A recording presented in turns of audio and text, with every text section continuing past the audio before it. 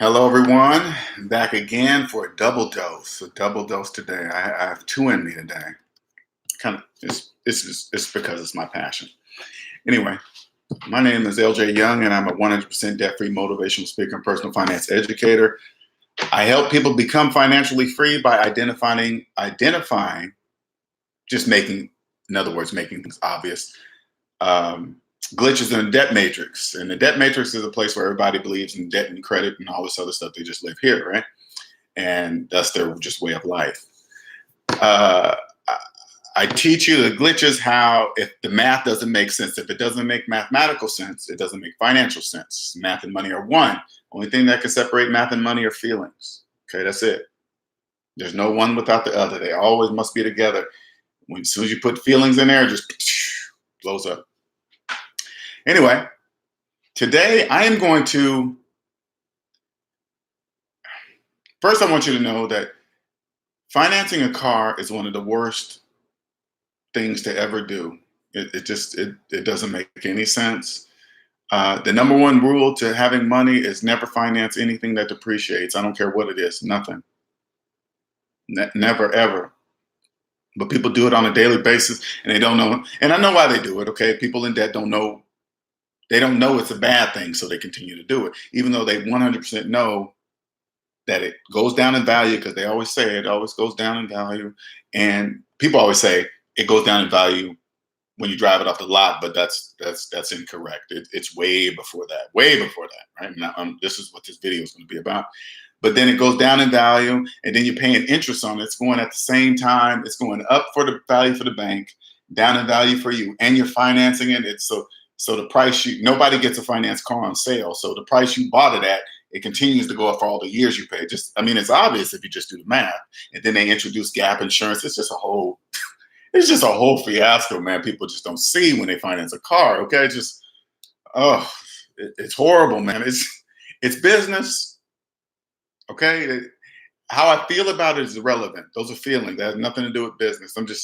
And none of it's a secret. I don't want you to think that these big companies are hiding anything. They're not hiding anything. If you don't know how to do basic math on your finances, that's your problem. They taught you those basic skills in grade school. That's it. Anyway, I'm going to walk you through what happens mathematically that you can't see when you're deep in debt and you're getting ready to finance a car. This is how it is. Okay? As soon as you step on a car lot, especially for a brand new car, as soon as you step on the car lot and you say, oh, I'm just looking. Well, if you're looking on a car lot, and you ain't coming to pay cash, whatever, you're coming here because you want a car, need a car, and the only way you're going to get it is financing. And as soon as you crack the word financing, now remember, you're financing something that's not even worth the price you see on the window. It's not even worth that, right? Because the factory that created the car makes a profit to sell it to the dealership. So right there, whatever it was worth at the factory is what it was worth, really, in real life. This is what it was worth, and maybe less than that. But just to start with the factory, that's what it's worth. Then they jump it up to be a profit from the dealership. Then the dealership jumps it up to sell it to you, and then you walk on the lot and finance it. But yet you believe that it goes down in value when you drive it off the lot. No, it goes down in value as soon as you step on the lot. Anyway, let's walk through it. Now imagine you checked all three of your credit scores, and let's say like TransUnion was the highest. Let's just say it like that, right? You walk in and say, I want to finance. As soon as you crack your lips, they know they have you, because people that manage money don't finance depreciating objects. We would never do that. So I wouldn't. If we walked on a lot, it would be cash, period. Right? But yet a person that finances, they prepare themselves to be there all day. When you have money, you're in and out of there in 30 minutes, or you're leaving down the street. I'm not staying there all day. Are you insane? That's insanity. I wouldn't stay there 8 hours. I wouldn't do that. But people in debt do, because they believe they have no choice, right? Now you walk in there, and the average. Now, say can you walk in and say, hey, man, make sure you use my TransUnion score? You probably never even thought of that, right? Probably never even thought of that. Hey, because I want the best rate, I want you to use my TransUnion score. Nobody ever. They just walks in, signs a piece of paper, and then they submit it, and then your salesman goes talks behind some mystery guy behind a door or glass. I swear to God, they're probably just making chess moves back there. They're not doing anything for you. And you walking in with this set price in your head. Oh, I only can afford this. You never walk out paying that. It's always $50 or $100 more. It's always like that.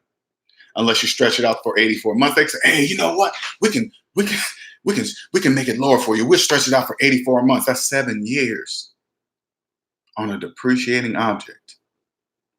They come back, oh, you're approved. You have no idea which credit score they use. They could have used the lowest one to charge you the highest interest rate. It counts on what deal this dealership has with the credit rating agency that they're partnered with. They could be partnered with TransUnion, Experian, all three, one of them. Who knows?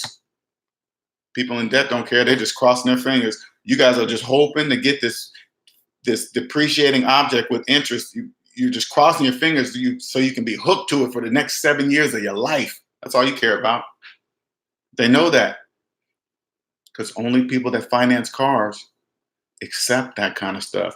Only people that finance cars accept being at the dealership for 5 hours, 6 hours. Only people in debt do that. People with money don't do that ever. We value the time in our lives. That's how it works. But you guys can't see that. So then, since it's finance, they just throw all this other stuff in because you, in your mind, don't believe it's your money. Oh, it's the bank's money, whatever. It'll be valued this. So you start coming up with these concepts in your head of how it will work for you. Not realizing you're all well underwater because you're already financing something that's not even worth the sticker tag that you see. It's not even worth that. Oh, hey, this is.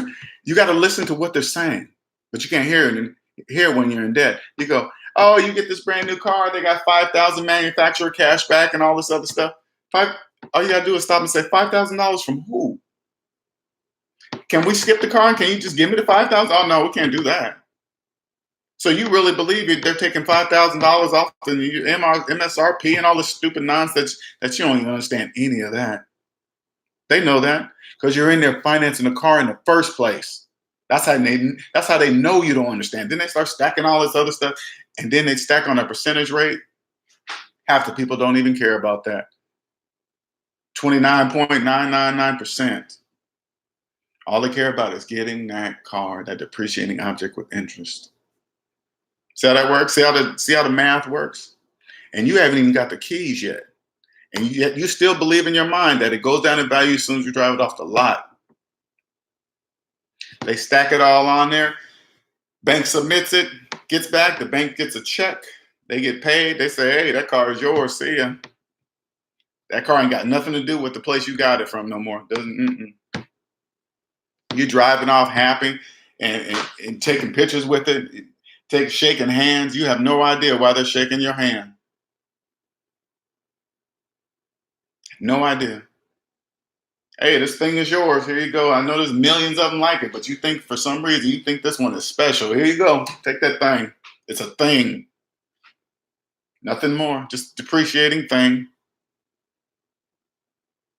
And you well overpaid it before you even got the keys. Signing all that paperwork that you have no idea about. Just signing. Signing. All right, cool. Got the keys, got that new car smell, and you just drive off, not realizing now you're locked to your job, that car.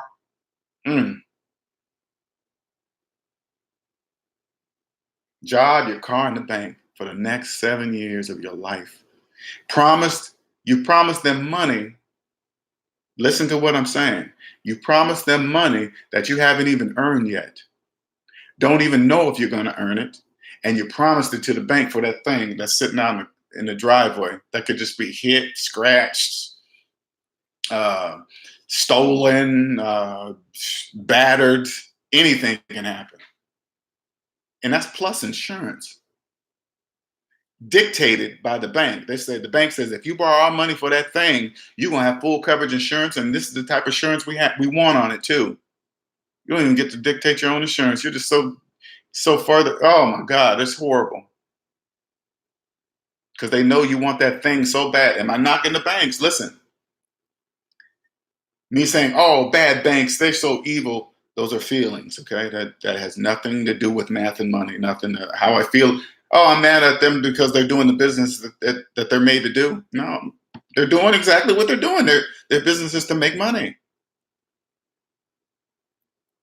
And as long as people in debt live in the negative and believe they have money, whatever, that's 100% interest. 100% interest off of every one of those people that finance cars, because people that finance cars are usually in debt. They're deep in debt, and every person that's deep in debt like that is paying interest somewhere. They have to be. They mathematically have to be, because they're in a negative. So if you're in a negative, you have to borrow money. You have to. Credit cards, car loans, mortgages, whatever, you just name it. It's coming from somewhere. And that's 100% interest from 100% interest for the banks. That's it. And so you get in your brand new car and then you drive it off. And people in debt love to go around and tell people how much the car costs and what kind and the deal they got on it, like they pay cash for it. Why do people do that? Only people in debt do that. Some people even brag on the car payment. Say things like, not brag, but some people brag about how high the car payment is, like it ain't nothing. They can afford it. That's why they pay it. It makes no sense, but they believe it makes sense, right? Or other people say, "Oh, $50," and you'd be like, "What do you mean $50? You got a $50 car payment?" No, it's only $50 more than the last car payment. I'd be like, "God damn, you said that out loud, and you're smiling about it." That person just told me everything I need to know about their finances, everything in that short little statement. Oh, it's just $50. It's just $10. It's just $30. When they say stuff like that, it's like, oh my God, you believe that. And people do it every day. CarMax. CarMax. I don't know if that was this video. That was the last video. I think it was the last video. It just popped in my head. I was thinking, that's why CarMax is so big. Have you noticed how big their lots are? They're like football fields. CarMax is like football fields of cars. Just when you're on this side of the fence, you see things for what it is, right? Now as a debt-free man, I'm just driving by. I'm like, there's another CarMax. There's another CarMax.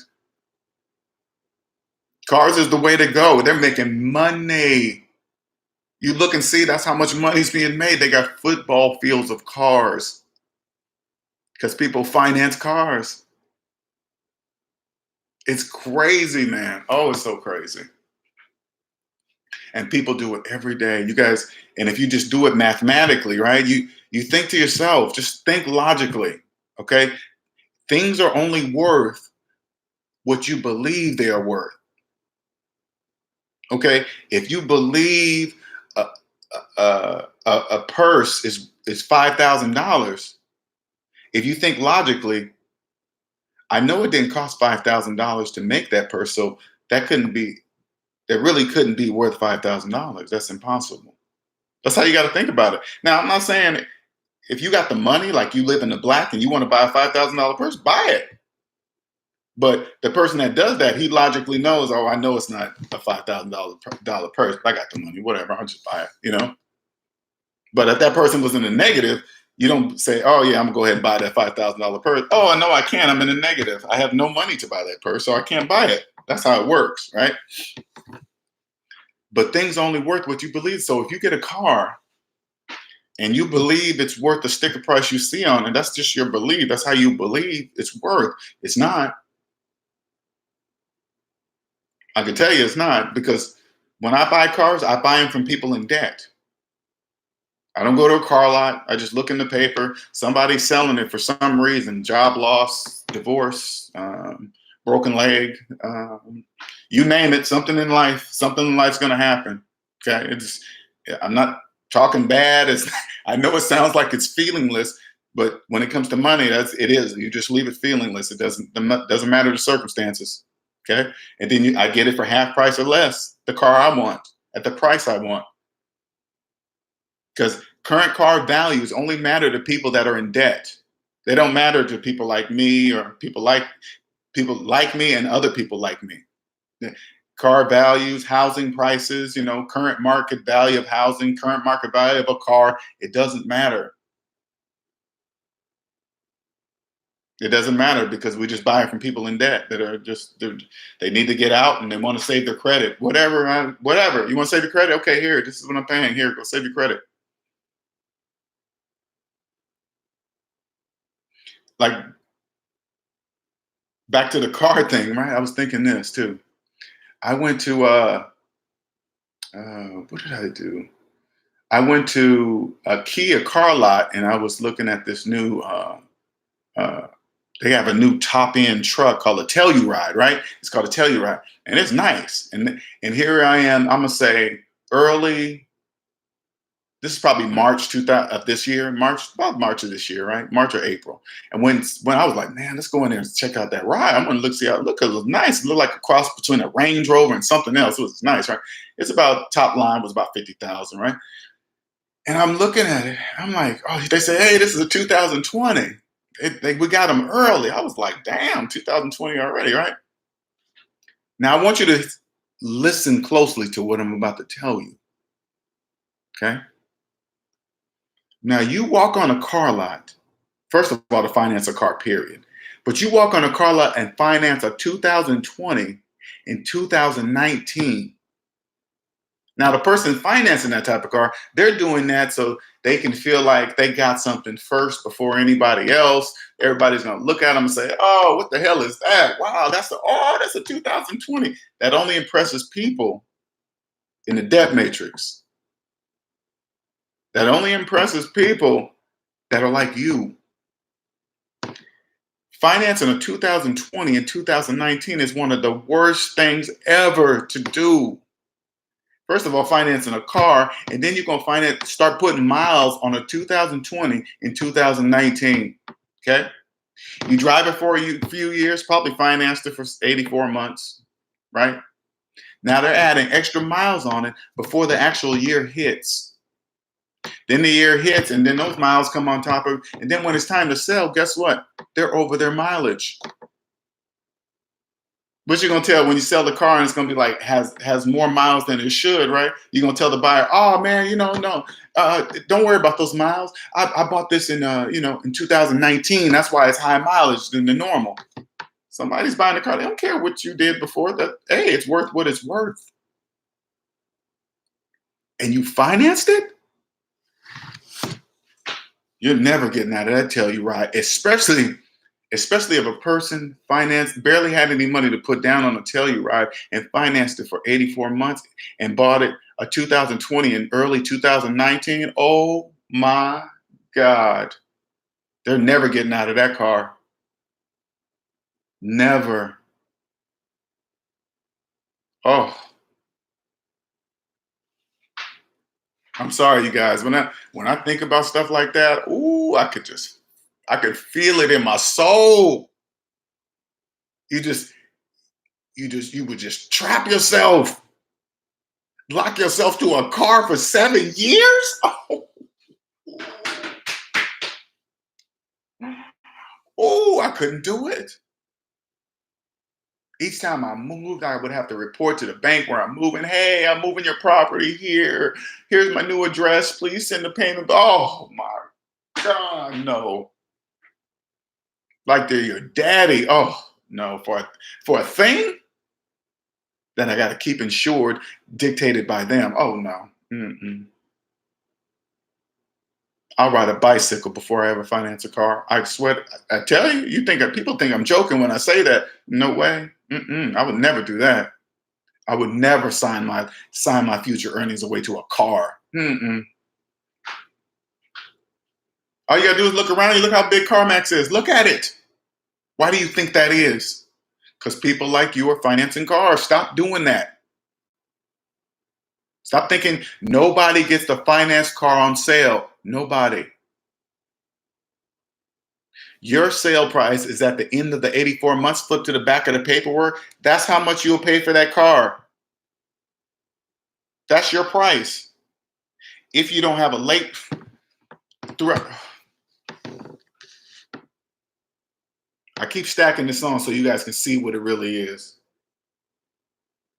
Out of 7 years, you better not have a financial hiccup, because you better, on top of that 29.99 percentage rate, all the late fees, this fee for being a couple days late, they sold the loan over here. Now you got to do, oh my God. They be trading debt like it's nothing. Oh, here's your new owners. Here's your new owners. Here's your new owners. And you are a slave. Believe that. Okay. I know it sounds like your own. You are. Here's your new owners. Here's you, because they be buying and trading debt all over the place. And then they write new rules and say you can and can't do this. And they change your dates. And you can't keep up with you. People in debt have so many due dates. The banks know it's mathematically impossible. I mean, not mathematically. Yeah, that too. They keep up with all these due dates. You can't keep up with all that. You can't. That's a little bit fee here, late fee here, $20 there, $30 there, overdraft fee here. Oh man, that is so much money. Then you add a car. Oh, out of those 7 years, you got to go by their rules for 7 years. Oh, and then you get a house to match. Oh,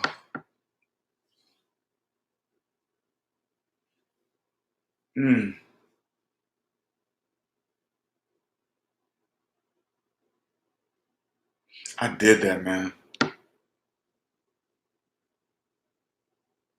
Oh, I did that so many times. I did that so many times. I remember about 6 years ago, man, I had this Suburban, and I owed like $2,000 on it, man. And I was just tired of it because it was big. I almost had that bad boy paid off, and it was a good truck too. It was a good truck. And I went and traded in on a Lexus. Of course, they didn't give me anything for that truck, and that truck was worth way more money than I gave it up for. But I was so focused in on that Lexus and looking the way I was going to look, and I just traded it in. I didn't even negotiate the price. Let me tell you something, okay? People in debt never negotiate the price ever. They just look at the sticker price and say, okay, cool. Let me see if I can get financing for it. That's what they do. Only people in debt do that. You walk on a car lot and just don't say nothing. Oh, that's the price. Cool. Finance it. Okay, cool. People with money, oh yeah, we walk on and say, hey man, I got cash. What can you give me for it? With tax out the door? With tax. Can you get this? Can you get it in here? You can't. Goodbye. Because it's a thing. It's nothing more than a thing. They make a million of them like it's just that's just pretty. And I find another color the same kind. That's all. Mm.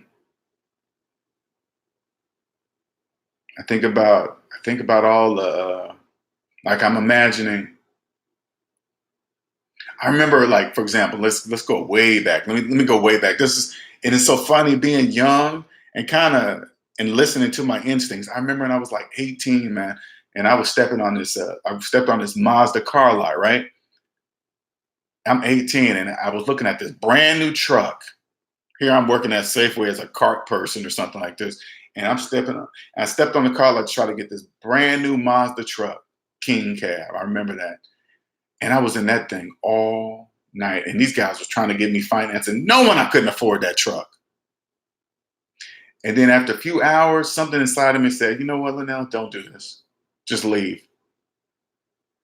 I said, you know what? Never mind. I changed my mind. That sales dude, he was so hot. Oh man, you should. Why you gonna do this? He starts trying to. I was like, no, man. And he got actually mad because I changed my mind that I didn't want that truck. That's a person in debt, because all they're caring about is just themselves and their own money, how much money he's going to make off me for selling me something he knew I couldn't afford. I couldn't afford that truck, but it's business. I'm not mad at him. Okay. It's business. People in debt do things like that. And that's just messed up, but it's business. Hey, it's nothing personal. Okay. I know it, but I'm saying for myself, this guy knew I couldn't afford this truck, but yet he tried to sell it to me. And something inside of me told me, say, hey man, don't do that. And then I got up and left. He was mad. Thank God I didn't do that. There's no way I could afford that truck with insurance. Oh no. And back then it wasn't even required. I came out of Seattle, Washington. It wasn't required to even have insurance back then. You didn't have to have it. which is the craziest thing, right? And I was like, cool, I can get the truck, I don't have to worry about it. I'm a good driver, just stupid nonsense. I was thinking of an 18-year-old kid. And and I would have drove that with no insurance, a brand new truck that I was making payments on with no insurance. I would have did that. I know I would have did that because I would have thought I was different than everybody else, and somehow I wasn't going to get in an accident. It's just, and I walked out because I knew something was wrong at that moment. I did, but I couldn't put my finger on it because everybody around me was financing cars, and it's just normal. People talk. Think about it. I want you to understand. People talk about financing cars like it's normal. It's not normal. That's not normal. That's only normal for people that like to finance cars. As soon as you hear somebody say, "Oh, everybody has a car payment," listen to what they're saying. They say the word everybody, meaning everybody in the whole United States. And right there, you should know that's not true because there's no way you can know that. So right there's a hint that what they're saying is not true because everybody doesn't make car payments. That's not true. I don't make car payments. And there's a whole bunch of other people the same way. They don't make car payments. We don't make car payments because that doesn't make sense.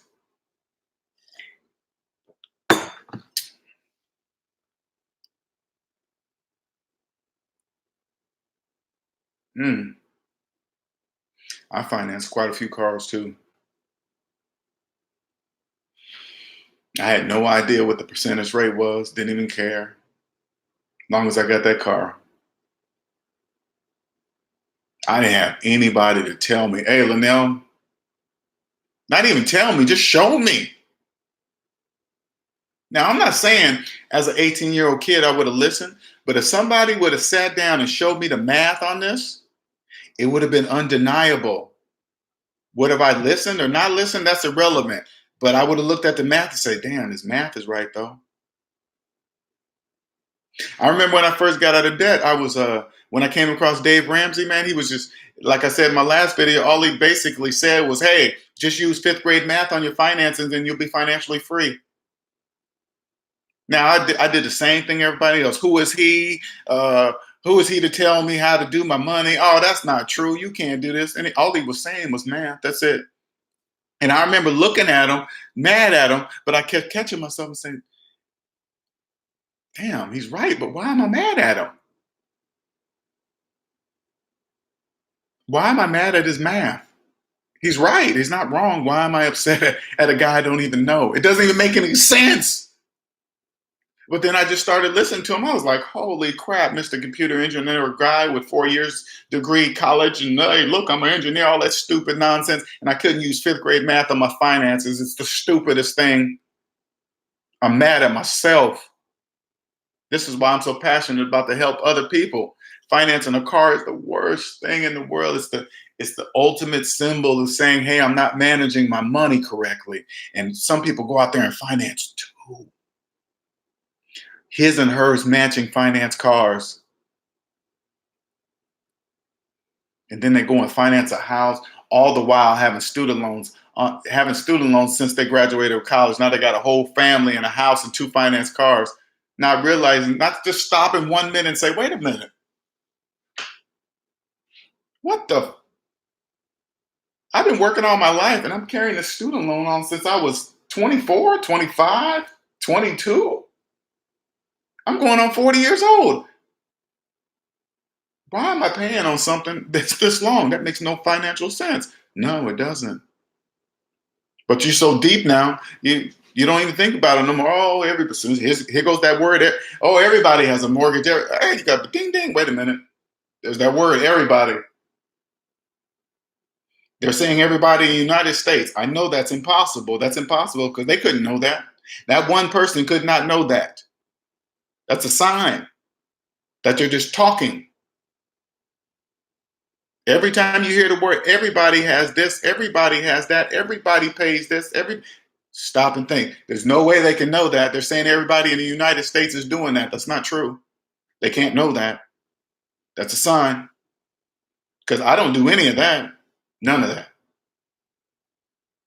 And I'm just one person. 85% of Americans in debt, 15% of us are not. And then there's the 1%. They're outside of everybody else. Okay, they understand that the only thing that's worth the most value in the world is the time in a person's life.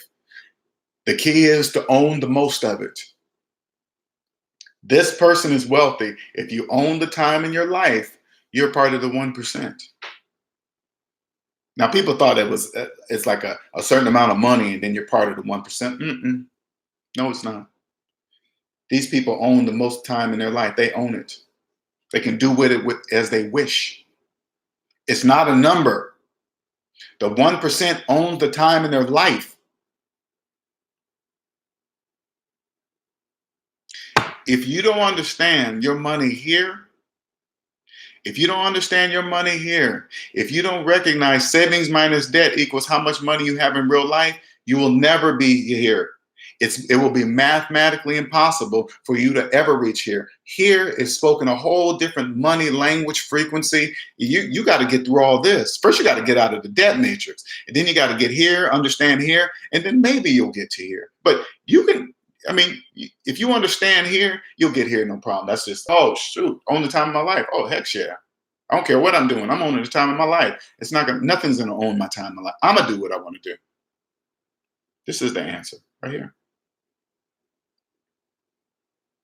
But if you're in the negative, this is a fee.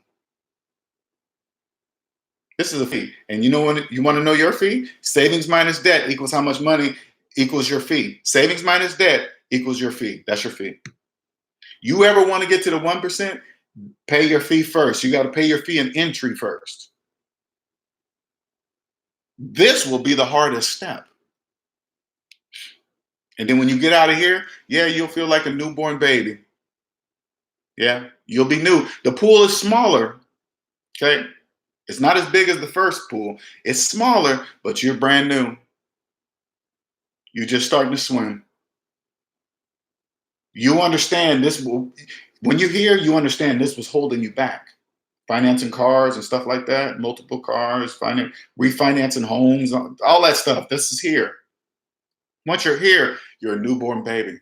You're going to lose a lot of friends because they're no longer going to understand what you're talking about. Either you keep them and not talk about money, but I'm gonna tell you something. It's gonna naturally you're gonna naturally veer apart. I know I'm going off the subject, but I love this. Okay, this is my channel. All right.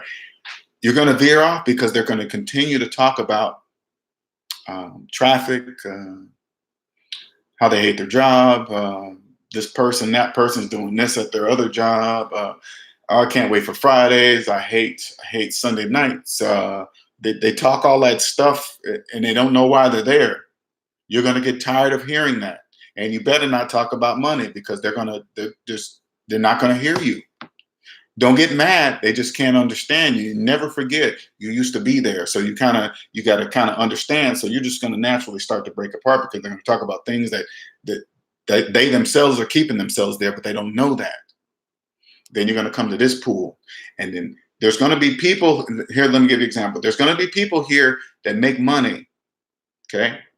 But some people, they still doesn't mean they know how to manage money. So they might be crossed here, but there'll be a mixer between the two. Okay. Then you'll understand like, oh crap, just because they have a nice house and car and good job. And if they're a doctor, lawyer, or own multiple businesses, you'll understand none of that means anything. All that means nothing. And how you tell this, no matter how big they are, you know how to tell this? Just take a look at their personal credit report. I know it seems odd. I know it does. And how would you ever see that? Bloggity blah. They're never going to say that. You know, if somebody asked me that, I would know exactly why they're asking me that. I'd be like, oh, by him asking me that, he knows. She knows. I'll be like, oh shit, I know why you're asking me that. Okay, you still want to see it? Because if I answer like that, they're automatically going to know I know. And then we probably don't even have to look at credit reports, right? But I still would anyway. You know, I still would, regardless. But it wouldn't be no problem. I'll just pull it up and say, hey, here you go. All right, cool. But the person that doesn't know, they'll be like, why you want to see that? Because it will tell me how you manage your money. I don't care what you have. That means nothing to me. It could be all bank owned. I don't know personally. See what I'm saying? See how that works? especially if they have especially if they have a finance car, and several of them. Not realizing you're financing the car because you don't have the money in the car. And beware of these people, right, that say this. Okay, I want you. Here's these glitches. These are glitches in the debt matrix. Why spend all the money on the car when you can take that money and invest it instead? And since this loan is only this percentage amount, and this is this percentage amount, and you can take that and pay off this, and they just, and they speak as if all these percentages are guaranteed money. Like you're guaranteed to get this money when you invest. It's just the stupidest of talk. You cannot listen to people like that, because when they say that, you gotta think, let me see your personal finances and see if you're deep in the red. If they're deep in the red, what meaning well under zero, why are you listening to them? They're just speaking debt talk.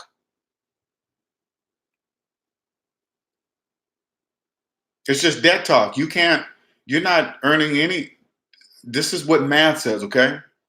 If you're in debt, that means you have no money to invest. You cannot invest negative dollars into anything. And so the percentage you're seeing is negative percentage, and negative percentage is nothing. Do you get it? They're making money off of you for the admin fees, for doing it, all this stuff that holds your retirement and all this stupid stuff. They're making money. It's a business, but they're making money off of that money that you believe exists there. It exists for them, not you. You personally. This is what you got to do. You got to unplug from the collective. Okay? Unplug. How you unplug? Just apply math to your finances. You will unplug because you won't understand what's going on. You'll be like, whoa, whoa, what the heck? Holy, my job's been taking advantage of me. Oh, how long I got this car? Holy, how long did I sign up for this house? 30 years. What kind of loan do I have? FHA. What the? I'll never own that home. Exactly. You'll unplug and it'll rattle you. Okay. Once you pay off that debt and get to zero and get into black, then you replug into the collective. Because now you know how it all works. You'll know how to make money. You'll know how to understand taxes. You'll read the rules of the tax game. You'll understand why you're supposed to max out your 401k every year. You'll understand that. And no, it's not because of the match. No, nothing even close to that stupid nonsense. If you're in the negative, you're matching negative dollars. That's what you think. It's crazy. And once you plug back in, you'll see how it all works. Just like I'm explaining it to you. This is not a gimmick. This is not everything I'm saying to you listen to what I'm saying. Everything I'm saying to you can be 100% proven to be true with 5th grade math. See what I'm saying? Proven to be true. All you got to understand is, how come I don't believe my own math? That's what you got to get. You got to get over that hump. Damn, I know that math is right, but I still don't believe it. Okay? When you're ready, once you believe it, you come on this side, you plug into the metric. Oh, man, this is how everything works. Oh, that's why. Oh, taxes can help you become rich. Oh, crap. That's why you never finance a car. Oh, buy from people in debt. You never pay full price again with cash. Oh, my God.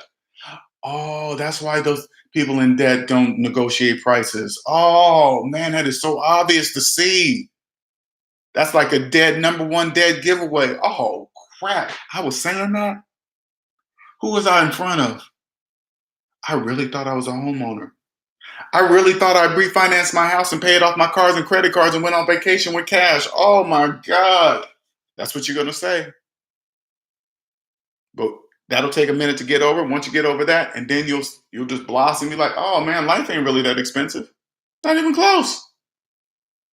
He really doesn't have any money. Else he wouldn't be financing cars. People with money don't finance cars.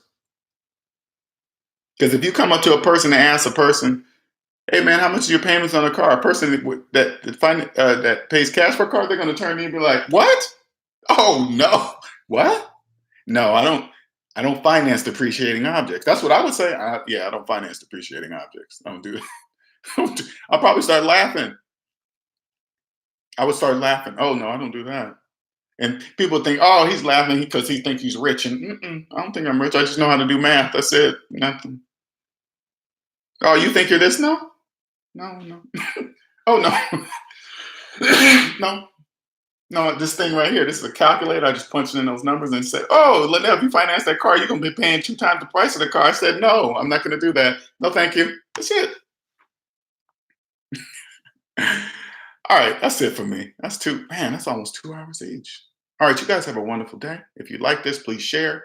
DebtAintMyDaddy.com, DebtAintMyDaddy@gmail.com if you want to write me. Uh, if you need that help, I'll start you out. Okay? Teach you how to get it. It's more than just hand it to you and just let you run off. I coach you through it because it's more than just that. It's more than just the numbers and grow with it. It's coaching all the way through, talking through you because you're going to run into some tough situations, and you're going to need somebody to talk to that understands what you're saying and what you're going through, and for a fact is going to guide you into the right direction. Okay. I do that too. I help you, and the advice I'm giving you, though you might not like it. I got to do what? I got to sell what? You're not going to like it, but 100% true that I'm guiding you in the right direction. You can leave saying, damn, I don't like what he's saying, but I know he's not steering me wrong. I know he's not. He's doing it. He's telling me, and he's showing me with math. So I know he's telling me the truth. I just don't like it because nobody around me is doing it. They're going to think I'm broke. They're going to wonder why I'm doing that. You shouldn't be doing that. You're stupid for doing that. There are all the people in the debt matrix going to say that to you. I teach you how to avoid all that. Like, for example, if you want to decipher from good information, this is the quick and easiest way to decipher good financial information from bad financial information. Like I said, you take the time to get to know your exact debt number. Take the time to do that, okay? Well, you're going to lock it in anyway. It doesn't matter if you wrote it down or not. You ain't going to, once you take a photo, you're going to be like, oh, crap, it's stuck in my head forever. Yes, it is. And this is how you tell good financial information from bad financial information.